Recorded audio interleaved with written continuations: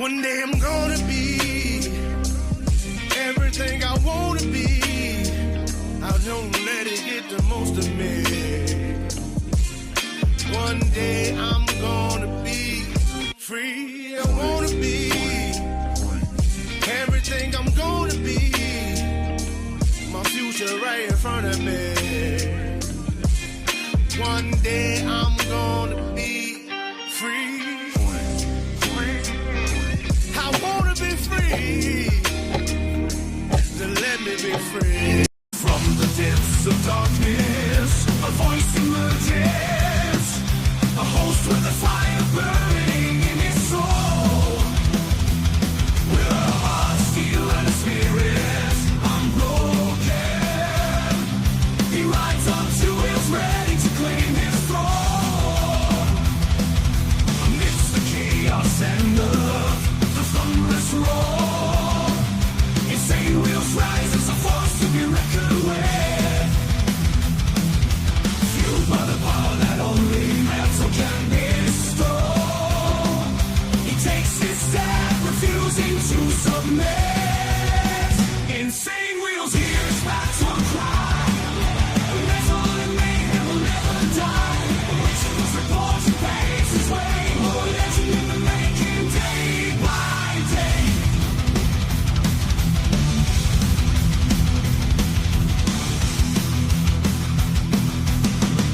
Wow, wow, wow. We're coming in with a fucking bang. Much love, honor, respect to everybody. Let's go, man. So, we got a Motobomb raid. We got a Carney's Ride raid. I think Sick Bastard. Man, I can't thank each and every single one of you guys enough. Thank you guys for the mega raid from the Coffee Crew. That's the way to put it right there. All right, so we've got a lot of things going on that has happened in the last 23 hours. And, of course, what do we do here best? We highlight everything that happened in the last 23 hours in 1 hour. All right, so as you guys see, I have Trump and Netanyahu meeting. That did happen yesterday, yes, of course. But that happened at 1 p.m. Eastern, about noon my time. And unfortunately, that's by the time we're already off this show. So we have all of that. We're going to be talking about quite a bit about their meeting today, but we have a lot of other things going on in the media. We have a Venezuelan drug boat strike that just happened yesterday. We have a lot of top stories going on. We have a winter haven, I guess. I don't know what the proper word would be, but winter has definitely come here and dusted a lot of America, man. So winter weather wreaks havoc on Detroit Highway, and there's like a whole bunch of like crash. I mean, just people sliding around like crazy. Yeah, a lot of the United States is under snow of some sort, right now up there, especially in the north. But nonetheless, Trump on Venezuela explosion, Putin and Iran, that is when he was meeting with Netanyahu in the very front of Mar-a-Lago, essentially. Before they had sat down and done some sort of conference together, they spoke and took questions. And that's, of course, I'm going to highlight that. And then we also, from there, then once they go inside, they go and have lunch again, kind of like what they did with Zelensky. They had lunch, and then they had a conference. And that conference we have for you guys as well. And then we have an update on that whole helicopter, New Jersey. Remember the two different helicopters we reported on yesterday that crashed into each other? I guess we have an update on that. So, second pilot in New Jersey helicopter crash dies, and that's super, super unfortunate, man. I hate to hear that. And then, regards to Venezuela, U.S. strikes alleged drug boat in Eastern Pacific, killing 2, and that happened 14 hours ago. It says the U.S. carried out another strike on an alleged drug boat in the Eastern Pacific on Monday. And that they don't really give too many details, but we do have a video of it, though. And then they talk about it even more. So we have 2 different stories on the drug boats. And then January 6th, regarding that, well, actually, it's January 5th with the D.C. pipe bomber. That guy, we have an update on that. D.C. pipe bomb suspect due in court as defense seeks his release. We have heavy snow. Pounds Sycus. I don't know if that's how you say it. Sycus. Syracuse. I don't even know how to fucking say that proper name. But nonetheless, Great Lakes, New York, up there, it just people are getting fucked up. So anyways, we have all of the forecasts and all of that as well. Before we get into it, make sure you guys come in and hit that like button. I very much appreciate your guys' contribution in that regard, as well as hitting that subscribe button because it's also free. If you're on the vertical side, make sure you double tap the screen though. But please consider becoming a member starting only at $2.99 a month. We're making sure we're not breaking the bank out there with anybody, but check it out. This is what allows us to keep these lights on as well as be on these airwaves. So I very much appreciate you guys becoming members and staying members.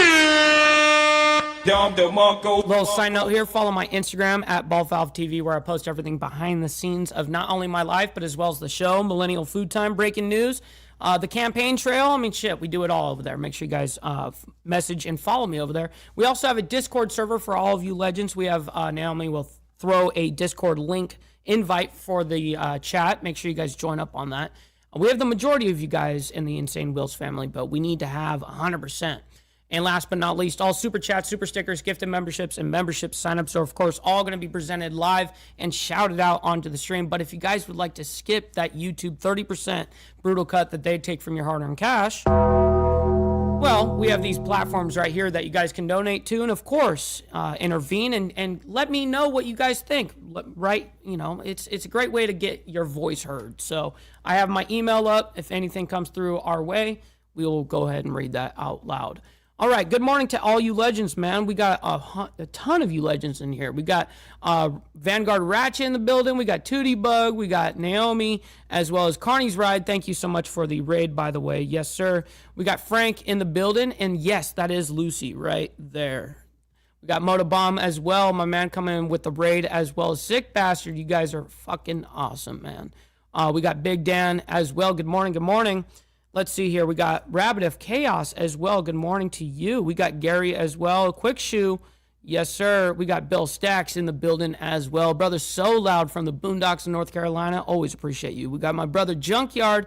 Always appreciate you as well. And Poncho. Thank you guys so much. All right, we're going to get right into this. I can't say hi to everybody. I super apologize on that. But we do have a lot to get through. We got it. And Trump, when Trump speaks, he speaks for a long time. So I'm trying to consolidate everything into a single hour. So let's do this.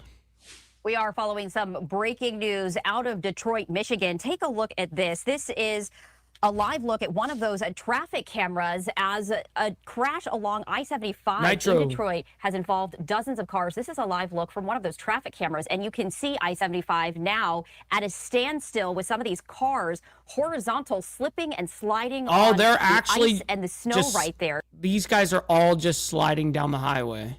They're just sliding. They're just really giving you that live picture. Oh, no. They're trying. Okay, I see what they're doing. They're trying to drive off because these guys all fucking skidded out of control over here. I see what's happening. And these guys are U-turning off and where you get onto the freeway, they're actually exiting. Of the treacherous conditions that folks in Detroit and millions across the United States are dealing with right now. So, yo, real quick, we got Lick It Up with Poncho coming in with the 9 months of membership saying, let's get it. Yes, sir. Thank you for that. My man, I very much appreciate that. We got Josh Phillips in the building on the Facebook side. Good morning to you. Great to see you. We got Mountain Woman as well and Papa Penguin. Good morning. Good morning. We got Tiffany as well. Thank you guys so much. Make sure you guys hit that like button and double tap the screen on the way in. Thank you, guys. Traffic at a standstill in Detroit along I-75. A little bit more information from our Fox 2 Detroit team saying that snow squall conditions led to this large crash scene involving 3 semi-trucks and about 24 vehicles on I-75 in Detroit. Really just moments ago, that crash scene being reported on the northbound side of the freeway after McNichols, if you are familiar with that area. According to state police, several small crashes could have been the factor rather than one large pileup. And while the exact number of vehicles is still unclear, take a look at that live image from the... Yeah, so these guys essentially ended up... Look, it looks like they crashed right here.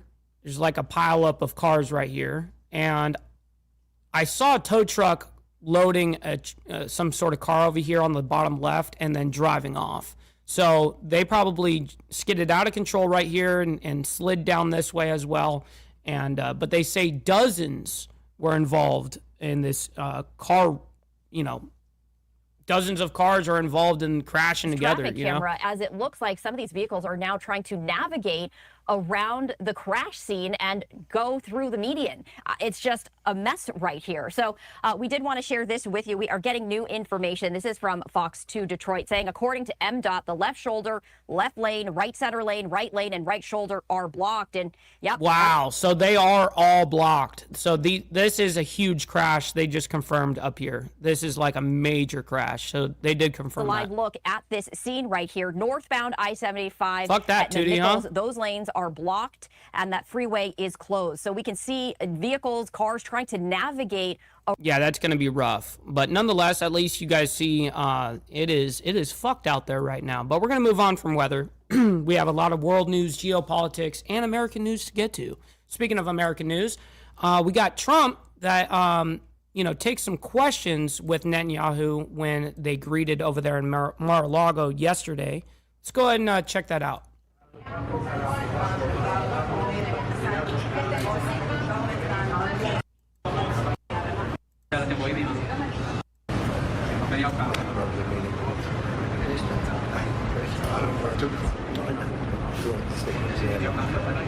What's up, Steve Posey? My man, good morning. Does anybody recognize this man? Not too many people. Not too many people can. Actually. Not too many people can recognize this man. Bruh. For last 3 days. President Trump, are you going to have Pablo. Okay, they're already asking about Iran. So you see even Trump, he's like, here we go, bro. Mr. President, how quickly should folks move to phase 2 of the peace? What's up, Sessa? Good morning. Great to see you in the chat, bro. As quickly as we can. But there has to be a disarmament, that we have to disarm with Hamas. So one of the things we'll talk about, certainly. But there has to be a disarming of Hamas. So, otherwise, very quickly. Yeah. Can you say anything more about the explosion in Venezuela that you mentioned in the video interview? Did the military do that? Well, it doesn't matter, but there was a major explosion in the dock area where they load the boats up with drugs. Okay, so I don't know if you guys just caught that. That's a big deal, what was just said. Okay, so they're asking about Venezuela, and there was a dock that apparently we struck. There was an explosion, quote unquote. And you got to remember, on the dock means on Venezuelan land, right? It's one thing when we're doing this in international waters, but it's also one thing when we start making escalations in their actual soil, right? So anyways, let me back that up a little bit here so you guys can catch that. You mentioned in the video interview. Did the military do that? Can you share? Well, it doesn't matter. But said, did the military do that? Who did the strike there? And so there was a major explosion in the dock area where they load the boats up with drugs. They load the boats up with drugs, so we hit all the boats, and now we hit the area. It's the implementation area. That's where they implement, and that is no longer around. Is that the only strike that the U.S. has done? I don't want to. He said that's no longer around. Holy shit! Hold on. And that is no longer around. Is that the only strike that the U.S. has done? I don't want to comment. They asked right there when he said, "I don't want to comment on that." He said, "Is that the first strike on Venezuelan land?" And he says, I don't want to comment on that. Shit. Holy shit. Oh, shit. Oh, shit. Oh, shit. In the dock area where they load the boats up with drugs. They load the boats up with drugs, so we hit all the boats, and now we hit the area. It's the implementation area. That's where they implement, and that is no longer around. Is that the only strike that the U.S. has done? I don't want to comment. President Trump, yesterday there was an explosion overnight in the Russian state of Ukraine, trying to hit the residence of President Putin. Do you have any information? No, I don't know about it, actually, and I don't, I just heard about it, actually, but I don't know about it. Did you speak with That would be too bad. That would not be good. What was the outcome of your telephone call with President Putin this I had a morning? very good talk. That's right, Joseph. My man up there in Canada, our favorite snow Mexican, he says the price of silver goes up again, no cap. Stop the cap. But you're not capping. Yes, sir, that's right. Silver's almost made a full recovery in a single day. This morning, I waited till this morning because it was pretty late by the time we finished, like 2:30 in Russia, 2:30 in the morning, and we had a very good talk. We spoke at 8 o'clock in the morning, our time. So, extra And it was a surprise. very productive talk. I mean, we have a few very thorny issues, as you can imagine. He knows about thorny issues probably better than anybody in the world, but it's working out. We have a couple of issues that we're going to get resolved, hopefully, and if we get them resolved, you're going to have peace. You're going to have Ukraine losing 26,000 soldiers a month. Can you believe it? A month, 26,000 young, beautiful soldiers, and plus some people in Kiev, and relatively small, but a lot, still people, and it's a lot of people. But 26,000 soldiers. What's up, SNS? And he says, hit that like button, y'all. Yes, we have 154 of you guys in here. Make sure you guys double tap that screen on the vertical side and hit that like button on the horizontal. Thank you, guys. You guys don't have to like all the craziness around the world, but you guys can like it for me and what we do here. So thank you, guys. Soldiers were killed last month. Yeah, please. President Trump, are you going to allow Turkish forces, or do you expect Turkish forces to be stationed in Gaza? So I have a great relationship with President Erdogan, and we'll be talking about it. And if it's good, I think that's good. And a lot will be having to do with Bibi. We're going to be talking about that. But Turkey's been great, and he's been, excellent as far as I'm concerned. I don't know about you. To me, he's been very good. Can you tell me a little bit about your relationship with Prime Minister Netanyahu and how important it is for you to see him be pardoned by the Israeli president? Look, he's a wartime prime minister. He's done a phenomenal job. He's taken Israel through a very dangerous period of trauma. Israel with other people might not exist right now, if you want to know the truth. That's a pretty big statement, but it's true. I feel that. You had the wrong prime minister, Israel right now would not exist, because they were met with a force the likes of which very few countries could have handled, and we worked together, and we were extremely victorious, to put it mildly. Now I hear that Iran is trying to build up again, and if they are, we're going to have to knock them down. We'll knock them down. We'll knock that. Shit, anytime Iran gets up, we're going to be knocking them down, he says. Shit. Real quick, Joseph does make a good point. Time for the money part. Send money me a lot now. That is true, bro. All right, just get the money part done. Give me money. Money me. Money now. Me a money needing a lot now. Shit. Denied. Hell out of them, but hopefully that's not happening.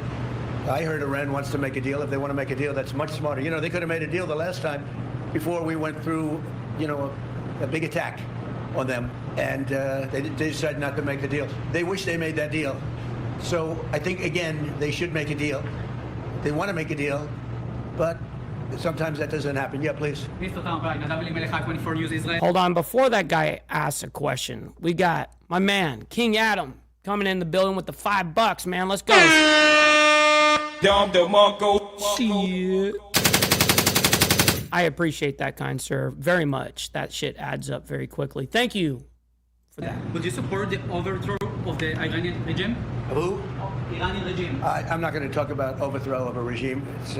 They've got a lot of problems that are in. They have tremendous inflation. Their economy is bust. Their economy is no good.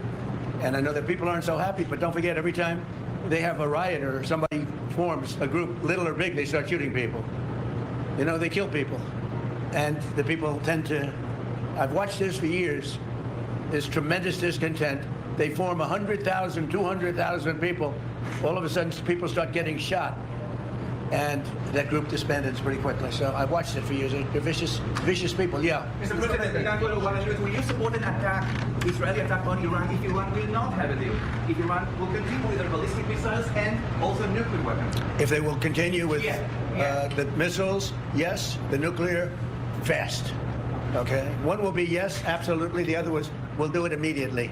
Mr. President, the honor from Channel 12 News. What are your plans regarding Gaza for the next few weeks? Well, we're going to be dealing on Gaza. That's why this very great prime minister is here right now. We're talking about Gaza. We're talking about a lot of things. We have about 5 major subjects that we're discussing, and Gaza will be one of those subjects. Mr. President, can you guarantee that the last hostages on Philly will be released before we continue? Yo, real quick, we got my man, Two Wheel Jesus, throwing down $1. I very much appreciate that.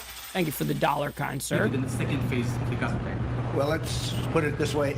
Every hostage just about that's been released was released because of me, Steve Witkoff, Jared Kushner, my whole team, Marco Rubio, Pete Hegseth. They were all released because of us. None were released in the Biden administration. None. They were all released because of us. Then we had a lack of releases with respect to the dead. And all of a sudden they started coming back because I said, nope, you said you were going to. We have one wonderful young man whose parents are right now inside. And he's, what beautiful parents, a beautiful brother, sister. and like a beautiful family, and they're waiting for their son. It's the only one left, and we're doing everything we can to get his body back. And the parents just said, hopefully he's alive. And I said, I'd love you to think that way. Okay? President Trump, Everything we can. do you have President Trump? Out of all of these people, and I'm not just talking about the final 20. Right. Look at all of the people. What do you think the total number is? 255. 255. 254 came out, one more. Think of that. And we got them all. President Trump, President Trump, does the reconstruction of Gaza, President Trump, does the reconstruction of Gaza, does the reconstruction of Gaza will begin even before Hamas is disarmed? I think it's going to begin pretty soon, yeah. Before He's looking forward to it, so am I. Look, what a mess. What a mess it is. And it's been a mess for centuries, really. It's been a mess for a long time. It's seems to be born for that, but we're gonna straighten it out. No, we're already starting certain things. We're doing things for sanitary conditions and others. But Gaza's a tough place. You know the expression, it's a tough neighborhood. It's truly a tough neighborhood. Yeah, you had a question in the back? Go ahead. Yeah, please, go ahead. I'll ask you about the relationship between you and the Prime Minister. What about it? They said that there is no relationship, good relationship between you. I don't think it can be better. We just won a big war together. You know, if we didn't beat Iran, you wouldn't have had peace in the Middle East because nobody would have been able, the Arab countries who have been fantastic, would not have been able to make a deal. If we didn't wipe out their nuclear, we wiped it out. If we didn't wipe out with our beautiful B-2 bombers, if we didn't, and we sent a lot of Tomahawks in there also, by the way, from a submarine. What about the Good morning, Prez. Good morning, and great to see you in the chat. the president of Israel needs to give the Prime Minister? Pardon? Oh, I think he will. How do you not? He's a wartime prime minister who's a hero. How do you not give a pardon? You know, I think it's a very hard thing not to do it. I spoke to the president, and it's on. I mean, he tells me it's on its way. You can't do better than that, right? Please. Can I follow up on Venezuela? Was the facility taken out by the U.S. military, or was it another entity like the CIA? Well, I don't want to say that. I know exactly who it was, but I don't want to say who it was. But you know, it was along the shore. Mr. President, have you or anyone in your administration talked to Maduro in recent days? Well, I spoke to him. Recently? Pretty recently. Reasonably, but nothing much comes of it, yeah. Mr. President, can you explain the importance? You have to understand what he's done. They've sent billions of dollars of drugs in. But maybe just as bad, they've sent hundreds of thousands of people in from jails, from prisons, from mental institutions and insane asylums. The drug lords, the drug dealers were all sent into our country. But think of it, what he's done. Tren de Aragua, probably the worst gang. They cut off people's fingers. One man made a phone call to complain about them. He cut off their hand. They cut off his hand. Don't ever make a phone call again. We'll cut off your hand. After that, we'll kill you, they said. That was in Colorado. They sent in all of the bad ones. They sent in some bad people. And that to me was just terrible. And they sent in drugs. Now, I will say this. 97% of the drugs coming in by sea stopped. We're trying to figure out who the other 3% are. They have a hard time getting people to pilot those boats. But 97% of the drugs coming in by the ocean, by the sea, by water, are gone. Every boat that we take out, we save 25,000 lives of Americans. Thank you very much, everybody. We'll see you. We're going to have a big meeting, and we'll see you in a couple of hours if you What's up, Orland? Good morning. like. And if you'd like, you can come up and have lunch like you did yesterday. Would you like that or not? Do you want that? Because some of them think it's terrible. It's a bribe. But, you know, a bribe for $25, I don't know. If you'd like, you can go. And if you don't, you can stand in a driveway and melt. All right? But if you want, will you work on that, Margot? Is Margot doing a good job? She's a star. She's too nice. Her only problem, she's too nice to you. And you're not nice to us, but that's okay. Margot, take them up and have a beautiful lunch. And we'll see you later. Oh, shit! Oh, shit! Strike on Putin's residence could scuttle the peace. Yeah, I don't like it. It's not good. I heard about it this morning. You know who told me about it? President Putin told me about it. Early in the morning, he said he was attacked. It's no good. It's no good. Don't forget, you know, the Tomahawks. I stopped the Tomahawks. I didn't want that. Because we're talking about, you know, it's a delicate period of time. This is not the right time. It's one thing to be offensive, because they're offensive. It's another thing to attack his house. It's not the right time to do any of that. It's talking about Putin. Allegedly, Putin's house was like attacked yesterday. And can't do it. And I learned about it from President Putin today. I was very angry about it. What? U.S. intelligence services that monitor their very closely. Is there any evidence Well, it came out. Well, we'll find out. I mean, you're saying maybe the attack didn't take place. It's possible too, I guess. But President Putin told me this morning it did. One question, Mr. President. Can you expound on the importance of a strong relationship with the state of Israel? And Mr. Prime Minister, you call President Trump the strongest friend for the state of Israel. You've worked with numerous administrations, numerous presidents. Can you expound on that? What makes President Trump such a strong friend of the state of Israel? Why don't you go first? I'll say it again and again and again. We've never had a friend like President Trump in the White House. It's not even close. And I think you can judge that by not merely Oh my God. Oh my God! By the frequency of our meetings, but by the content and the intensity. I think Israel is very blessed to have President Trump leading the United States, and I'll say leading the free world at this time. I think it's not merely Israel's great fortune. I think it's the world's great fortune. Well, I just want to say that it's very important who the Prime Minister and President of Israel is. We have a great relationship. It was an honor to speak before your leaders. That was a great honor for me, I think. Brother Steve Easy in the chat. My man, good morning. It has not happened before, or something they told me.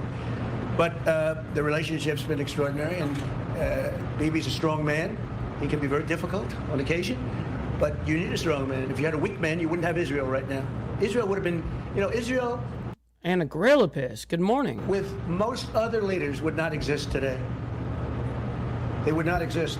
And now they're stronger than ever. Yeah, please. Are you going to ask Netanyahu to sign an agreement with Syria? Well, I hope he's going to get along with Syria, because the new president of Syria is working very hard to do a good job. He really is. I know he's a tough cookie, and he's... What's up, Seymour? Good morning. You're not going to get a choir boy to lead Syria. That's the one thing I would say. So I hope they're going to get along, because, I dropped the sanctions on Syria because otherwise they wouldn't have had a chance. We want to see Syria survive. So we're going to be talking about Syria too. Okay? Thank you very much, everybody. Have a good time. Go have a good lunch. Prime Minister Netanyahu, there's a lot of steps regarding... After you hear these things, I think better to quit now. Thank you. Thank you. All right, and that's the end of that. Now they go in and they go have some sort of like lunch together. They have a sit down with the cabinet and all that, and then just like how it was with Zelensky and the European leaders yesterday. Anyways, after that, they have a press conference together, a legitimate one, like not them just answering questions or whatever. All right, let's go ahead and see. Listen in a little bit later on this news conference. Want to take you out to Mar-a-Lago. President Trump remarks with Netanyahu. We had a big meeting with a lot of people, a lot of talent from Israel and from the U.S., and I think we came to a lot of conclusion and conclusions, and there's very little difference in what we're looking at and where we want to be, where we want to go. Just so you know, the audio is weird on their side. Just so you know, just is what it is. And so I just want to thank you for spending time. I know you're going to be over here for a couple of days, and maybe we'll be surprising us on New Year's Eve. That'll be fine. Oh, thank you. What's up, Bob, up there in Canada? Good morning. And it's wonderful seeing you and Sarah and your whole group. Very talented group. We've done very good work together, and it'll continue. So thank you very much, baby. Thank you. Thank you very much. Thank you, Mr. President. Thank you. I have to say that in addition to what I said, that we've never had a friend, even close, a friend, as President Trump in the White House. I think he's been extraordinary in his friendship and his support for Israel, his principled positions, his willingness to just cut through to get to the essence of things. And I don't say that as a compliment. I just mean it. People have heard me say that behind your back, Mr. President, many times. But I want to say something else. I think we have a partnership, if I can quote you, second to none. I think it's allowed us to do enormous things. People said there was a different conception at one time, which means that America can advance its interests in the Middle East if it opens a lot of daylight between it and Israel. And President Trump has done the exact opposite. He's achieved remarkable things in the Middle East because we work together. We talk about our ideas. Sometimes we have different ideas, but we work it out. And most of the time we see eye to eye. But it's been a remarkable experience, and this was a very, very productive meeting. And may I say, a very good lunch. Thank you. Thank you for your friendship. Thank you very much, baby. And thank you for your support. It's meant from the heart. Thank you. As I said outside, he's been a wartime prime minister, and we were, I guess I could say I was a wartime president in more places than just Israel, if you think about it. But Israel was a big factor, and we're with you. and we'll continue to be with you. And a lot of good things are happening in the Middle East. We have peace in the Middle East, and we're going to try and keep it that way. I think we will be very successful in keeping it that way.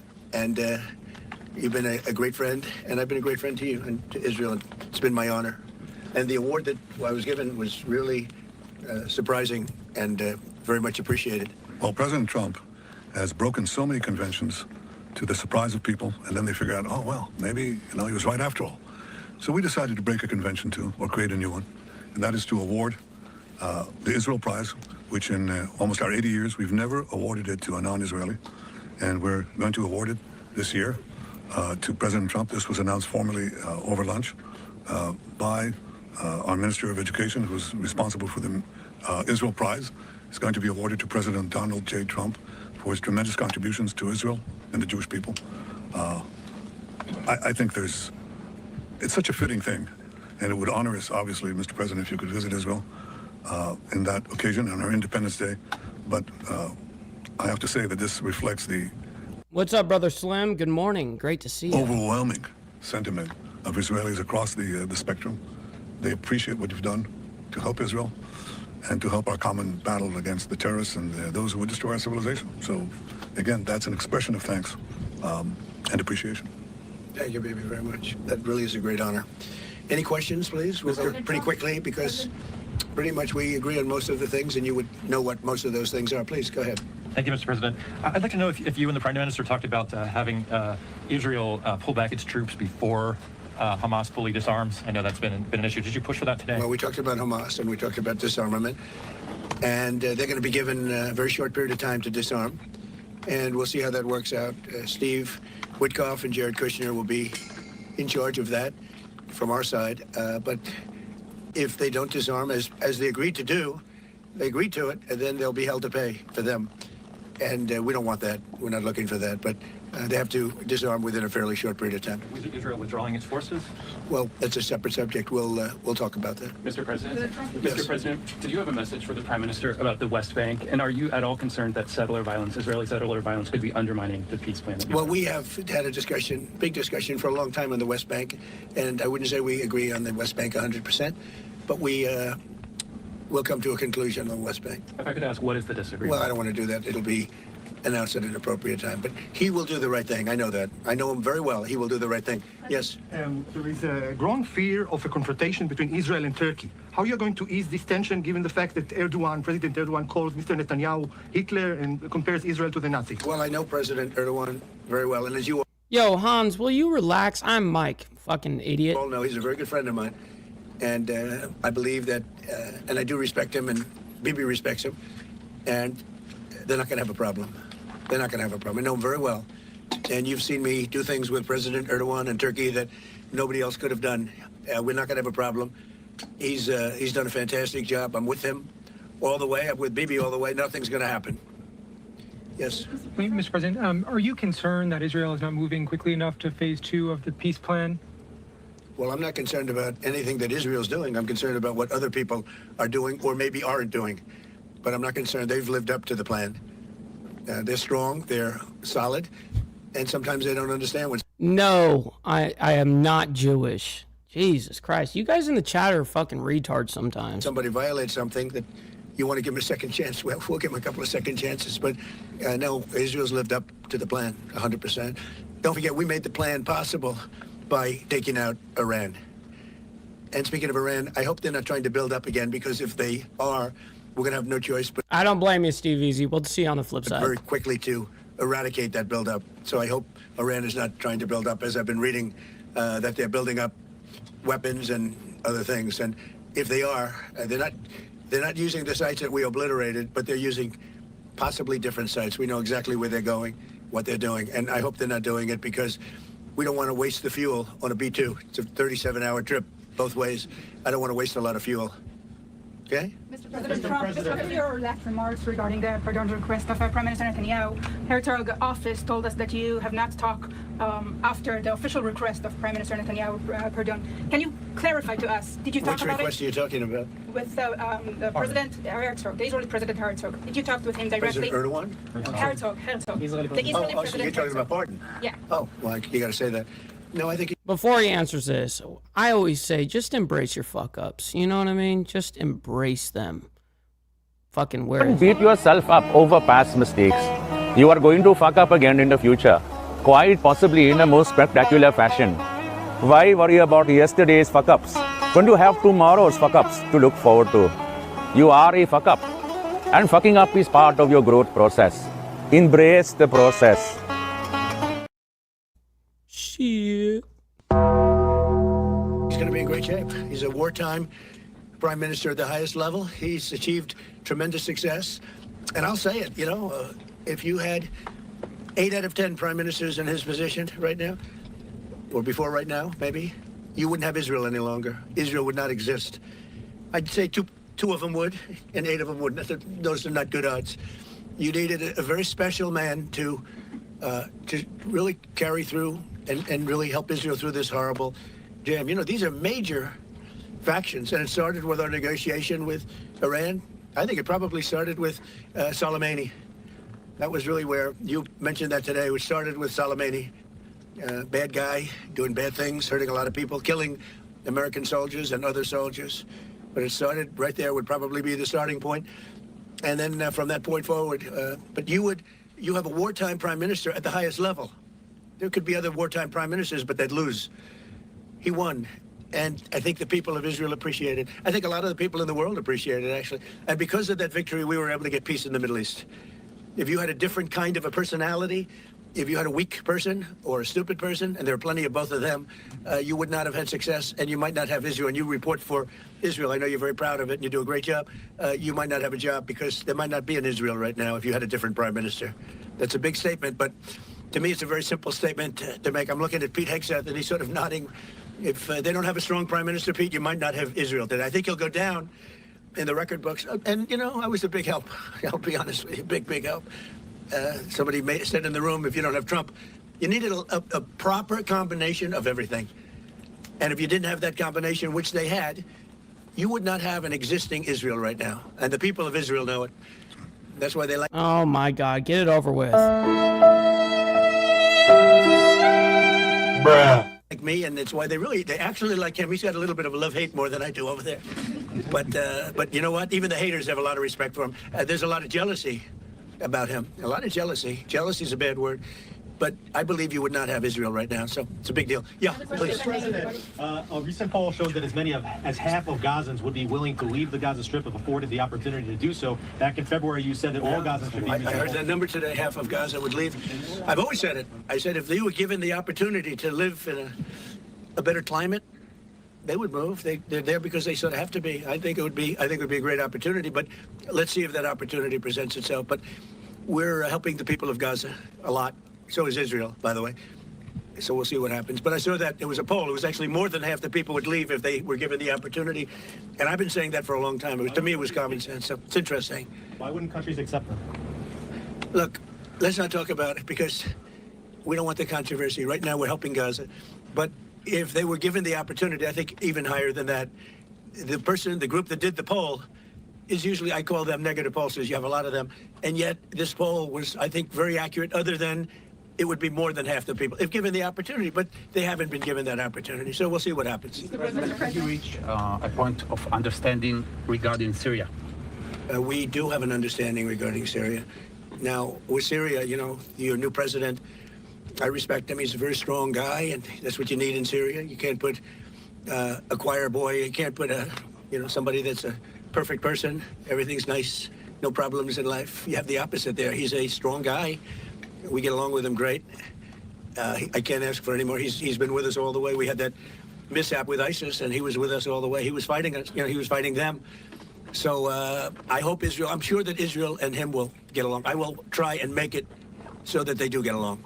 I think they will. Bibi, do you have anything to say about that? Yeah, well, I'm going to let this be the wrap up here because they go on for another fucking 15 minutes, and I'm not willing. Our interest is to have a peaceful border with Syria. Our interest is to have, and we openly say it, we want to make sure that the border area right next to our border is safe. We don't have terrorists, we don't have attacks, and we also want to secure our Druze friends. And by the way, I think not only the Jews, but other minorities, especially the Christians, should be. What's up, Charles Darwin over there in frickin' Australia? My man, good to see you. Good morning. In Syria and throughout the Middle East and in Nigeria. In your efforts, we back completely because Christian communities are beleaguered around the world and especially in the Middle East, but in parts of Africa too. And we stand for the same thing. And don't forget, it was President Erdogan that helped very much get rid of a very bad ruler of Syria. That was President Erdogan. And he never wanted the credit for it, but he really gets a lot of credit. Bibi agrees with that. I agree with. I mean, I know it. And President Erdogan should get a lot of good credit for what he did. He got rid of. What's up, Kerry over there? Rob's neighbor, my man. Good morning. Some very bad people. And, you know, they've been wanting to do that for 1,000 years with different names, but for 1,000 years in Syria. President Erdogan did it, and we give him a lot of credit. I give him a lot of credit. But I think it's going to work out well between Syria and Israel. Mr. President, yeah, go ahead, please. The Lebanese government, so what we saw, is not meeting the terms of the ceasefire agreement, has failed to disarm Hezbollah, actually. In your view, should Israel strike the terrorist organization again? Well, we're going to see about that. We'll see about it. The Lebanese government is at a little bit of a disadvantage, if you think of it, with Hezbollah. But Hezbollah has been behaving badly, so we'll see what happens. Mr. President, Okay, that's enough. That's enough. We're going to move on. We got too much other things going on in the world that we can't just completely focus on that. We're going to hone in a little bit here at home, here in the United States, real quick. We have an update regarding the helicopter, the two helicopters that unfortunately crashed over there in New Jersey. And it's originally the one guy survived and was in the hospital, and one guy unfortunately died.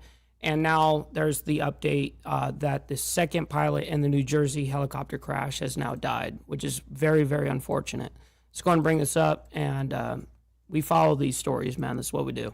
Welcome back to Live Now from Fox. I'm Shauna Kalafi. I'll be here with you for the next few hours, taking over for Mike Page. We do have an update on some breaking news we brought you yesterday. The two helicopters that collided mid-air in New Jersey. We have this from Fox News. Yes, double tap the screen. We've got 340 of you guys in here right now. Make sure you hit the like button on the horizontal side. Very much appreciate you guys. You don't have to like all the craziness in the world, but you guys can like it for me and what we do here. So thank you guys. Says tragic update. 2 pilots are now dead after 2 helicopters collided mid-air and crash landed in New Jersey on Sunday morning. Police said 65-year-old pilot Kenneth Kirsch, who was airlifted to a hospital, has died from his injuries. 71-year-old pilot Michael Greenberg was pronounced dead at the scene. Now, Fox 29 Philly is at that crash site right now. Let's check in with Greg Payne, who's live there now with this update. Greg. Real quick, I got to give a special shout out to my man Straight Jacket right there in the building, as well as J.R. Bowling, by the way, soon to be Alabama's next state senator right here, as you guys can see it. Well, for you guys on the vertical side, it's kind of fucked up. You can see the other sign that's over there, I guess, but over here on the horizontal, you guys can see it, Alabama State Senate District 4. Yes, sir. Great to see you. Yeah, well, good evening. Yes, I mean, it's been pretty, steady here at the scene. You haven't seen that much traffic in regards to the NTSB or the FAA, but you can see, though, off in the distance, there is one police vehicle that is there. Right next to that area, you can see some lights. In that vicinity is where you have the 2 helicopters that are located here. Now, both of the pilots are both from South Jersey, and so you can only imagine that this has had a major impact on those here in the South Jersey region. I'm shocked. I can't believe it. Luann Thornton of Carney's Point is still trying to wrap her head around the death of her neighbor, 65-year-old Kenneth Kirsch. Hamilton police say just before 11:30 on Sunday morning, Kirsch was involved in a mid-air helicopter collision with another helicopter. He loved flying, and he did it for years. This video showing one of the helicopters spinning out of control to the ground. Police say the collision occurring shortly after the 2 helicopters took off from nearby Hamilton Municipal Airport. The other pilot, identified as 71-year-old Michael Greenberg of Sewell, died on scene. Meanwhile, Kirsch was flown to Cooper Trauma. So the red guy was the second guy that was somewhat made it to the hospital. The other guy, as you guys can see in this one, look how that turned out. It exploded on the dude. There's nothing much left, barely even a frame. Died on scene. Meanwhile, Kirsch was flown to Cooper Trauma Center, where he later died. We're told both pilots were friends. I'm going to miss him. I can't believe this. Luann says Kirsch didn't have kids and was divorced and was an architect who was planning on retiring soon. Yeah, I guess in a way it's ironic because he died the way he, something he loved. Yeah, but it's just tragic. Yeah, I never expected that to happen to him. Never in a million years. The NTSB and FAA are now working to determine the cause of the crash. Yeah, there certainly is a lot involved, and the first thing that they want to look at is the scene of the accident, what information they can get from the evidence about how the aircraft landed. They're going to certainly talk to witnesses. According to police, some of the witnesses say the helicopters were traveling close there's an actual video of each other. Is that? No, that's only a single. Just before the crash. Oh, wow. So he was by himself or what? I don't understand. They collided together.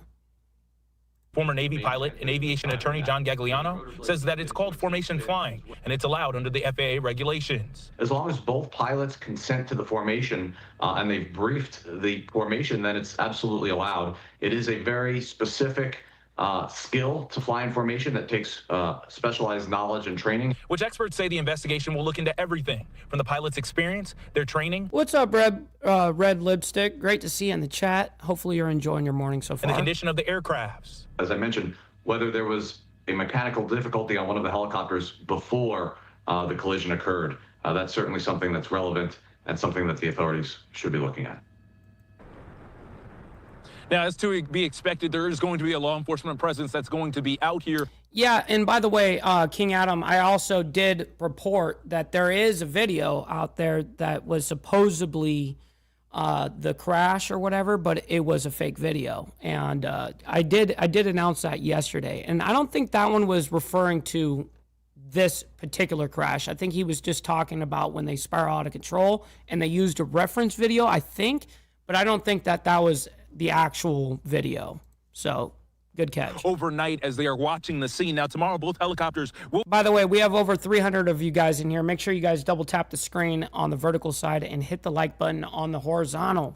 Thank you guys. I don't ask you guys to send in money or any of that shit. I just ask you guys to do that one laborious work, is hitting the like button. Will be recovered from the accident site and moved to a secure location where they can be further examined. Now, the next planned release of information will be the publication of a preliminary report, and we're expecting that in about 30 days. Shauna?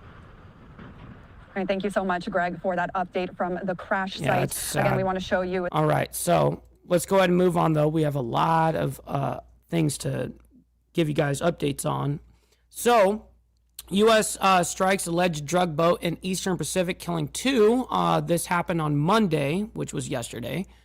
So let's go ahead and bring this up. We have two parts to this, actually. Now we have some breaking news we want to bring you right now. Another boat strike on an alleged drug boat in the Eastern Pacific Ocean, killing 2 people. We have this from U.S. Southern Command posted on social media just a short while ago. What's up, Hardwire? Good morning, kind sir. So it says, on December 29th, at the direction of Secretary of War Pete Hegseth, Joint Task Force Southern Sphere conducted a lethal kinetic strike on a vessel operated by designated terrorist organizations in international waters. Intelligence confirmed the vessel was transiting along known narco-trafficking routes in the Eastern Pacific and was engaged in narco-trafficking operations. 2 male narco-terrorists were killed and no U.S. military forces were harmed. And this is the video that was posted along with that announcement today. The U.S. military again conducting another lethal strike against a boat accused of smuggling drugs in the Eastern Pacific Ocean. 2 people killed in that strike. And this brings the total number of known boat strikes to 30 and the total number of people killed now at least 107 since early September. That's according to numbers from the Trump administration. The military said this vessel, again, was engaged in narco-trafficking operations, although it did not provide the evidence of that claim. And again, this video posted on social media just a short while ago. You can see that. Yeah, Carrie, I definitely have briefly mentioned it. I really didn't go too much into it because everyone already does know about it. So, I mean, I don't just look at hot topics such as the Somali thing in the United States. I mean, Somalis have been a fucking problem in the United States in the 90s, you know? So, but you know what I mean. I'm nonstop looking at the world, not just honing in on hot topics. Boat moving through water before it's struck by 2 explosions there. President Trump has justified these attacks as a necessary escalation to stem the flow of drugs into the United States. And he's asserted that the U.S. is engaged in, quote, armed conflict with drug cartels. Again, this brings the total number of known boat strikes to 30, total number of people killed in those strikes, at least 107 since early September, according to the Trump administration.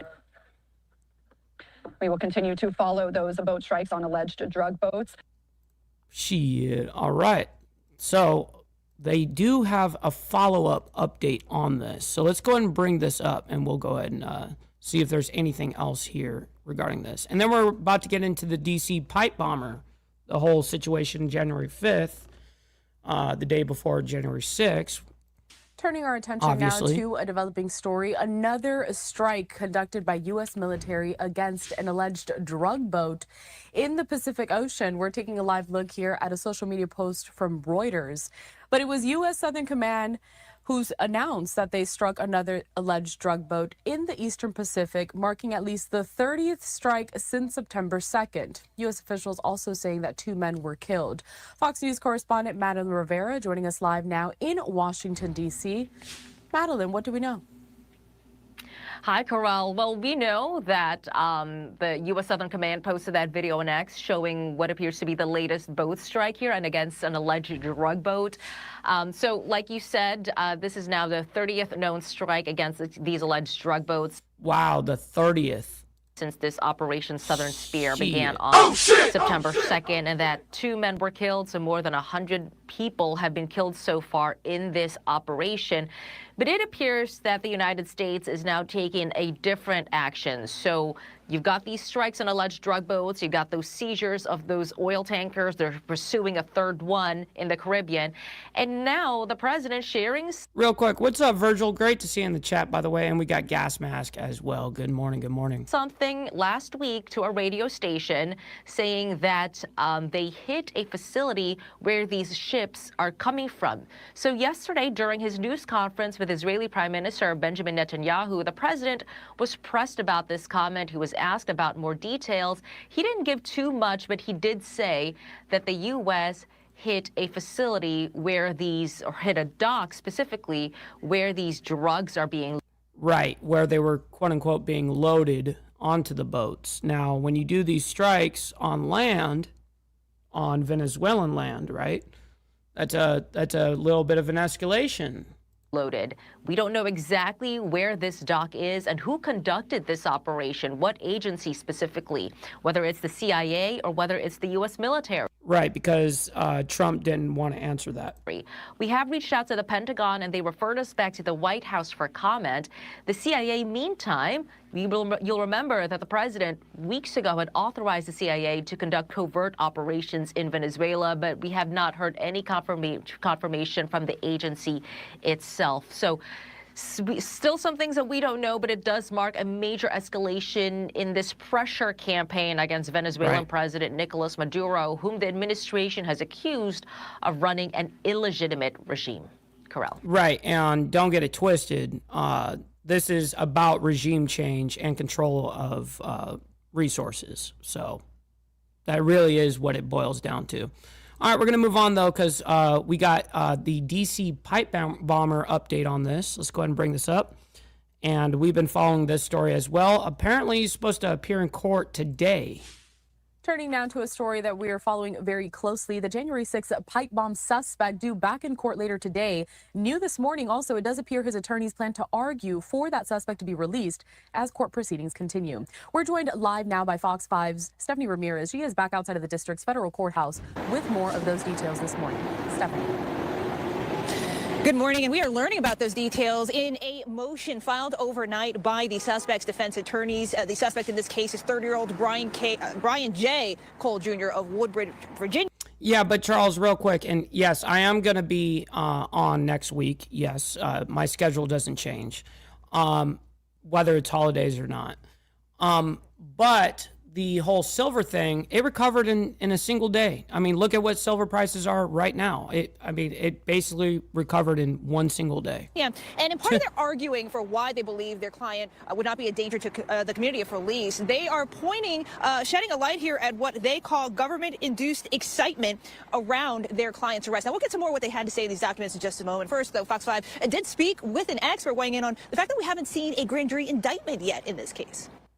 The fact that we don't have a grand jury indictment leads me to believe that we're probably going to get a plea deal. Oftentimes, when you do an early plea, the defense will offer a waiver of indictment. Then the prosecution will file an information.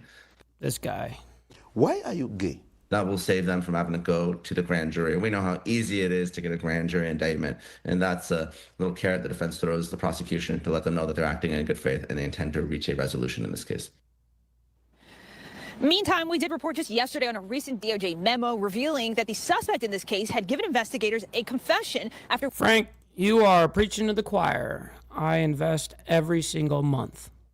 That's what I do every single month. That's what a stacker does. You set aside, whether even it's like $100 or if it's $1,000 a month, whatever the case, whatever you can afford. But yes, that is the proper way to do it. Waiving his Miranda rights, the DOJ memo quoting him and making comments doubting the 2020 presidential election results and in targeting the country's top political parties because they're in charge. Now, defense attorneys responded demanding copies of any video or audio recordings of this confession. And as part of planning to argue for the suspect's release, defense attorneys also submitted character witness statements. They argue in court documents that the suspect has a mental health history, but no criminal one, and that he didn't hurt anyone. He has a job waiting for him. Attorneys also arguing that their client... Shit, real quick, we got brother Rob Myers in the chat saying, Mike, I hope you put a bunch of silver away for rainy days to come. Yes, sir. I am way ahead of the game on that aspect. So I appreciate you looking out. But yes, I saw that shit coming. And of course, I got myself in a while ago. Would submit to court monitoring as investigators. And this is the DC pipe bomber, by the way. That's like the actual, and that I think they're actually saying that he's some sort of, like autistic or something like that. I think that they're trying to make a claim of, but whatever. Real quick, we got Brother Wolfheim coming in with the 27 Swedish crowns, bro. Let's fucking go. Thank you very much for that, kind sir. Yes, sir. That goes a long way. Did say in this case on the prosecution side that had these devices detonated, they could have injured people. Investigators also found the suspect to have scrubbed his phone over 900 times during this nearly 5-year-long investigation. 1 o'clock this afternoon is when a detention hearing is scheduled in the federal courthouse in D.C., the building just behind me here. That's the very latest. I'll send it back to you. All right, Stephanie Ramirez live for us, our team at Fox 5 in D.C. Stephanie, take care. We'll check in later about that court appearance. No, it's not a white man, John. It's the guy that I just showed you, and obviously he's not a white man. Taking a look here at just a social media post from our team in D.C. as they follow this story very closely. There you can see some more of those courtroom sketches from that court appearance just yesterday. It says this: the suspect charged in connection with the January 6th pipe bomb investigation due in federal court today. As his attorneys argue, he should be released while the case moves forward. We're going to keep an eye on this developing story, and all of those updates, of course, we'll bring them to you here as the story develops. And of course, that's what we do here as well. Now, we have one last thing I do want to highlight now, because we were talking a little bit about the weather at the top of the hour here. Heavy snow, places have turned over with a ton of ice, and we're having crashes up there in Detroit on the highways. I mean, multiple handful of dozens of cars. I mean, we're talking like multiple sets of dozens. So probably like 40 fucking cars that collided on the highway because they were just sliding. Anyways, we're moving on. And welcome in here to Live Now from Fox. We are seeing a lot of snow across the country. Take a look at this live look. This is in Minneapolis, Minnesota. This driving shot, we can see all that snow on the ground there. And again, this live look of Syracuse, New York that I shared with you here before the break. We're going to head over there right now. Katie Byrne live there this morning. She is braving the storm. Katie, what are you seeing out there today? We do know that this is record snow for that area. Yeah, Syracuse, parts of it at least, are buried in over a foot of snow, Christy. And a lot of this came down. Fuck that. Look at that.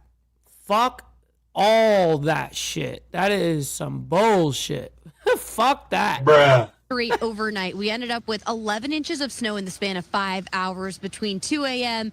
and just the overnight hours. But now when you look at some of these piles we've got, they are knee deep alongside the road. What's up, brother TVT? And yeah, I mean, that shit is knee deep. Roads here. We've got cars, some of them trying to make their way through. A travel advisory in place that's countywide. Officials warning people that conditions are dangerous out here because of the snow that's still falling and actually is expected to fall for another couple days. So no end in sight just yet for the snow, at least for the lake effect bands that we're covering here. When you look out at the streets, you can tell that plows have made some passes here on the main drags, but then some of the secondary roads have yet to be plowed here. Some sidewalks also still snow covered. So I'm hearing from some people who have been out this morning that it does get slippery and you are kind of hiking over piles and hills of snow as you make your way around. So something to consider for people who are out and about. But of course, the conditions have been rough for west of us. We had a pile up over in Detroit associated with the same storm. Then that storm moved through. Right, and which we reported, by the way. Buffalo before it got here, bringing hurricane force wind gusts, and you can actually see that wind blowing some of the snow here on the ground right now. So they had a gust. That just looks like misery, bro. Of up to 80 miles per hour. It was a 79 mile per hour wind gust. So hurricane force strength here. I thought it was cold here in Alabama. Meanwhile, it's sunny day. I mean, it's still cold as fuck today, but, you know, no snow. Our strongest gusts have been in the 50 mile per hour range, which still very strong. So you have the combination of active snowfall being tough to see through, but then those winds are blowing snow around at times, making for really near whiteout conditions. We've seen it with our own eyes. Just standing out here, sometimes you'll see that snow blows through and you can't really make out much in front of you. Across the street here, you can see in front of a business, there's a gentleman trying to plow the sidewalks there.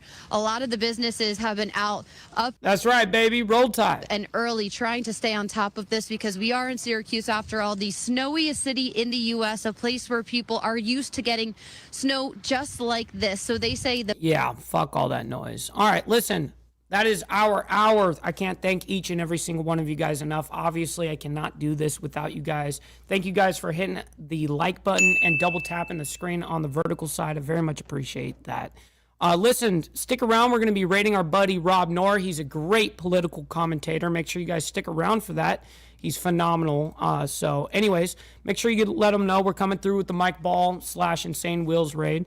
And can't thank each and every single one of you guys enough. We'll be back tomorrow morning for more of the world's menace. Until then, God bless everyone. Be safe out there. Much love.